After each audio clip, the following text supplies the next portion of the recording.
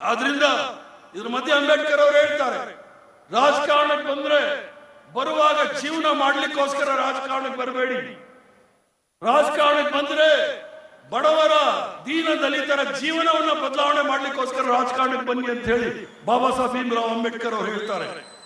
ಅದಲ್ಲದೆ ದೇಶದ ಅತ್ಯಂತ ಬಡ ಮತ್ತು ದುರ್ಬಲ ವ್ಯಕ್ತಿಯನ್ನು ನೆನಪಿಸಿಕೊಳ್ಬೇಕು ಅಂತ ಹೇಳಿ ಮಹಾತ್ಮ ಗಾಂಧಿ ಅವರು ಹೇಳ್ತಾರೆ.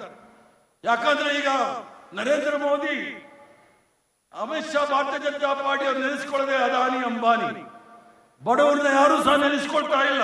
ಆದ್ರೆ ಮಹಾತ್ಮ ಗಾಂಧಿ ಅವರು, ಈ ರಾಷ್ಟ್ರಪಿತ ಮಹಾತ್ಮ ಗಾಂಧಿ ಅವರು ಹೇಳಿದ್ದು, ದೇಶದ ಅತ್ಯಂತ ಬಡ ಮತ್ತು ದುರ್ಬಲ ವ್ಯಕ್ತಿಯನ್ನು ನೆನೆಸಿಕೊಳ್ಳಿ, ನೀವು ತೆಗೆದುಕೊಳ್ಳುವ ನಿರ್ಧಾರವು ಅವನ ಬದುಕನ್ನು ಉತ್ತಮಗೊಳಿಸುತ್ತದೆ ಎಂದು ಪರಿಶೀಲಿಸಬೇಕಾಗುತ್ತೆ ಅಂತ ಹೇಳಿ ಮಹಾತ್ಮ ಗಾಂಧಿ ಅವರು ಹೇಳ್ತಾರೆ. ಅದ್ರ ಜೊತೆಗೆ ಸಾಮಾಜಿಕ ಸೌಹಾರ್ದತೆ ಮತ್ತು ಧಾರ್ಮಿಕ ಸಾಮರಸ್ಯದ ಕುರಿತು ಬಹಳ ಆಳವಾಗಿ ಹೇಳ್ತಾರೆ. I do not want my house to be walled in all sides and my windows to be stuffed. I want the cultures of all lands to blow about my house as freely as possible. ಅದರರ್ಥ ನನ್ನ ಮನೆಯ ಸುತ್ತ ಗೋಡೆ ಕಟ್ಟಿಕೊಂಡು ಕಿಟಕಿಗಳನ್ನು ಮುಚ್ಚಿಕೊಳ್ಳಲು ನಾನು ಬಯಸುವುದಿಲ್ಲ. ಎಲ್ಲ ಸಂಸ್ಕೃತಿಯ ಗಾಳಿಯು ನನ್ನ ಮನೆಯೊಳಗೆ ಮುಕ್ತವಾಗಿ ಬೀಸಬೇಕು ಎಂದು ನಾನು ಬಯಸುತ್ತೇನೆ ಅಂತ ಹೇಳಿ. ಆದ್ರೆ ಕೆಲವರನ್ನ SR ಮೂಲಕ ಮನೆಯಿಂದ ಹೊರಗಡೆ ಹಾಕ್ಲಿಕ್ಕೆ ಪ್ರಯತ್ನ ಮಾಡುವಾಗ ನಾವೆಲ್ಲರೂ ಸಹ ಎಚ್ಚರ ವಹಿಸಬೇಕಾಗುತ್ತೆ.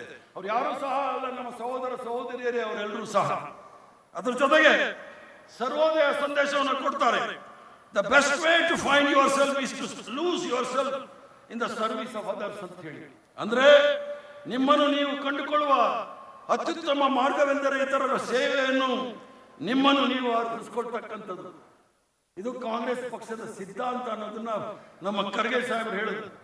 ಕಾಂಗ್ರೆಸ್ ಪಕ್ಷದ ಕಾರ್ಯಕರ್ತರು ಸಿದ್ಧಾಂತದ ಬಗ್ಗೆ ಹೆಚ್ಚಿನ ಒತ್ತನ್ನು ಕೊಡಬೇಕು ಅಂತ ಹೇಳಿ. ಮಹಾತ್ಮ ಗಾಂಧಿ ಅವರು ಹೇಳಿದಂತೆ ನಮ್ಮ ಪ್ರತಿಯೊಂದು ನಿರ್ಧಾರವು ಸಮಾಜದ ಕೊನೆಯ ಸಾಲಿನಲ್ಲಿ ನಿಂತಿರುವ ಅತ್ಯಂತ ಬಡ ಮತ್ತು ದುರ್ಬಲ ವ್ಯಕ್ತಿಯ ಹಿತಾಸಕ್ತಿಯನ್ನು ಗಮನದಲ್ಲಿ ಇಟ್ಕೊಂಡಿರ್ಬೇಕು. ಅದೇ ಕಾಂಗ್ರೆಸ್ ಪಕ್ಷದ ತತ್ವ, ಅದೇ ನಮ್ಮ ರಾಜಕೀಯ ಧ್ಯೇಯ. ಇದನ್ನ ಯಾಕೆ ಹೇಳ್ತಾ ಇದ್ದೀನಿ ಅಂತ ಹೇಳಿದ್ರೆ, ನಾವು ಸಹ ಕಾಂಗ್ರೆಸ್ ಪಕ್ಷದ ಇತಿಹಾಸವನ್ನು ಎಲ್ಲೋ ಮರಿತಾ ಇರೋ ಕಾಣುತ್ತೆ. ಇಲ್ಲ, ಭಾರತೀಯ ಜನತಾ ಪಾರ್ಟಿಗೆ ಯಾವುದೇ ಧೈರ್ಯ ಇಲ್ಲ. RSS ಅವರು ಪುಕ್ಕಲ್ರವರು. ನಾವು ಸುಮ್ಮನಾಗಿರೋದ್ರಿಂದ ಅವ್ರಿಗೆ ಅವಕಾಶಗಳಾಗ್ತಾ ಇದೆ. ಅದರಿಂದ ನಾವೆಲ್ಲ ಎಚ್ಚರ ವಹಿಸಬೇಕಾಗುತ್ತೆ. ಪಂಡಿತ್ ಜವಾಹರ್ಲಾಲ್ ನೆಹರು ಅವ್ರ ಬಗ್ಗೆ ಇಡೀ ಜೀವನೋದ್ದಕ್ಕ ಈಗಲೂ ಸಹ ನಿರಂತರವಾಗಿ ಅವ್ರಿಗೆ ಅವಹೇಳನ ಮಾಡ್ತಕ್ಕಂಥ ಕೆಲಸ RSS ಅವರು ಮಾಡ್ತಾ ಇದ್ದಾರೆ. ಆದ್ರೆ ಅವರು ನೆಹರು ಅವರಿಗೆ ಯಾವುದೇ ರೀತಿಯ ಹತ್ರಕ್ಕೆ ಬರಕ್ಕಾಗೋದಿಲ್ಲ.